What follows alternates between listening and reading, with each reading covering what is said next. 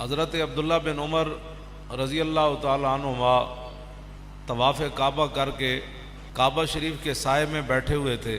ایک آدمی عراق سے آیا، وہ بھی حج کرنے یا عمرہ کرنے آیا۔ اس نے پوچھا کہ یہ جو بزرگ بیٹھے ہیں یہ کون ہے؟ لوگوں نے بتایا کہ یہ فاروق اعظم کے صاحبزادے ہیں، عبداللہ بن عمر ہے۔ تو اس نے جا کر آپ کو سلام کیا اور وہ کہنے لگا کہ اگر اجازت ہو تو میں آپ سے کوئی سوال پوچھ سکتا ہوں؟ آپ نے فرمایا پوچھو، کیا پوچھتے ہو؟ جب انسان وسعید من وعظ بغیری، وسعید وہ پوری حدیث ہے، میں علیحدہ پڑھ رہا ہوں اس لیے اس پر پیش پڑھ رہا ہوں۔ نبی علیہ السلام نے فرمایا کہ خوش بخت وہ ہوتا ہے جو دوسرے کو دیکھ کر نصیحت پکڑے، یہ نہیں کہ اس کو نصیحت کی جائے، وہ دوسرے کو دیکھ کر نصیحت پکڑے، توبہ توبہ، اچھا اس نے یہ کام کیا تو اس کو یہ سزا مل رہی ہے، اس نے یہ کام، توبہ توبہ، اچھا یہ اس حالت میں تھا تو اس حالت میں آ گیا، توبہ توبہ توبہ، اچھا یہ اتنا وہ آدمی ہے جو آج اس حالت میں پہنچ گیا۔ حضور نے فرمایا خوش بخت انسان وہ ہے کہ جس تقریریں سنیں کے بغیر ہی لوگوں کو دیکھ دیکھ کر نصیحت پکڑے۔ اور باقی حضور نے فرمایا وشکیو من شکی فی بطن امی، حضور نے فرمایا بدبخت جڑا نا ماں دے پیٹ وچ بھی بدبخت ہی ہوندا۔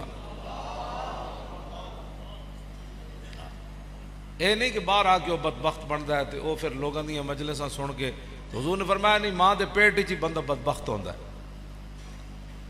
اب عبداللہ بن عمر سامنے، اللہ کا گھر سامنے، مقام ابراہیم سامنے، صفا اور مروہ ادھر موجود، مسجد حرام موجود، تو وہ عراق سے آیا ہوا حاجی وہ عبداللہ بن عمر سے پوچھتا ہے کہ میں آپ سے ایک سوال کر سکتا ہوں؟ بات میں یہ کرنے لگا ہوں کہ جنہوں نے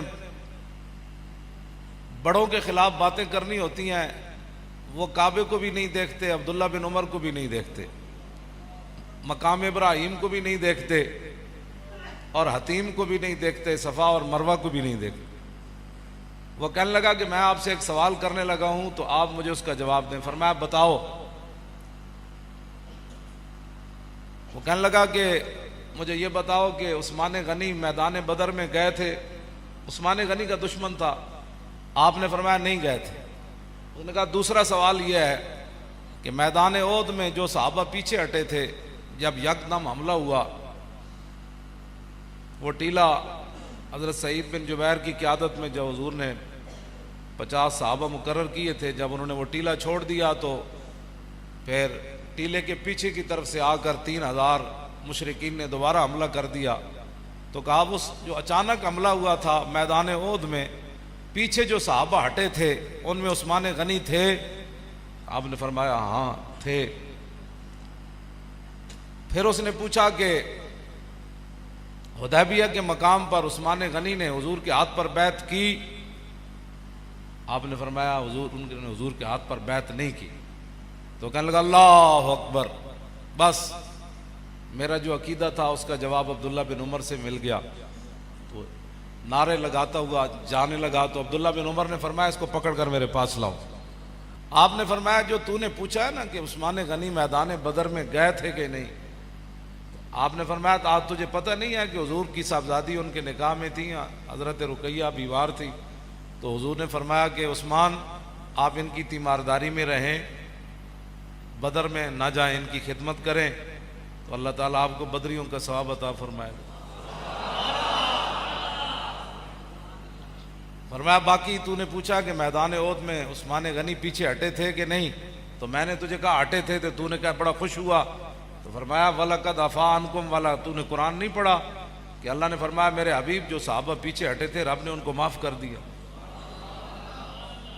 تیسری بار جو تو نے پوچھی ہے کہ عثمان غنی حدیبیہ کے مقام پر تھے کہ نہیں، فرمایا 1400 صحابہ میں سے سب سے زیادہ حضور کو محبوب ہی وہی تھے، اور سب سے زیادہ ان کی پاور کی وجہ سے حضور نے ان کو سفیر بنا کر بھیجا تھا کہ پورے مکے میں ان کے رشتہ دار موجود تھے، کسی کی جرت نہیں تھی ان کی طرف کوئی ہاتھ بڑھاتا۔ تو تجھے پتہ نہیں ہے کہ حضور کے وہ محبوب تھے، اور حضور نے فرمایا تھا کہ عثمان اللہ کا بھی کام کرنے گیا ہے اور اس کے رسول کا کام کرنے گیا ہے۔ جب آپ نے تینوں باتوں کا جواب دیا تو فرمایا فَاذْهَبْ بِنَا الْآن، فرمایا ہن نعرہ لان۔ تو بات اتنی ہے کہ جن لوگوں نے باتیں کرنی ہوتی ہیں وہ کعبے کے سامنے بھی باتیں کر دیتے ہیں اور ان کے بارے میں باتیں کر دیتے ہیں جن کے بارے میں حضور نے فرمایا کہ یا اللہ عثمان بڑا حیا والا ہے. قیامت کے دن ہر بندے کو رب کے سامنے ایک بار پیش ہونا پڑے گا. وَإِن مِّنكُمْ إِلَّا وَارِدُهَا، یہ قرآن کی نص ہے. ہاں جی، ہر بندے کو ایک بار رب کے سامنے پیش ہونا پڑے گا بغیر ترجمان کے. درمیان میں ترجمان نہیں ہوگا، اپنے کرتوتوں کا جواب دینا ہوگا ہر بندے کو، سوائے عثمان غنی کے. اس لیے آج کی رات توبہ کی رات ہے. ہر بندے کو پتہ ہے میں نے کیا کرتوت کی ہے، تو وہ جو پیشی ہے نا، وہاں اس دن جھوٹ بھی نہیں بولا جائے گا، ہوگا بھی رب سامنے.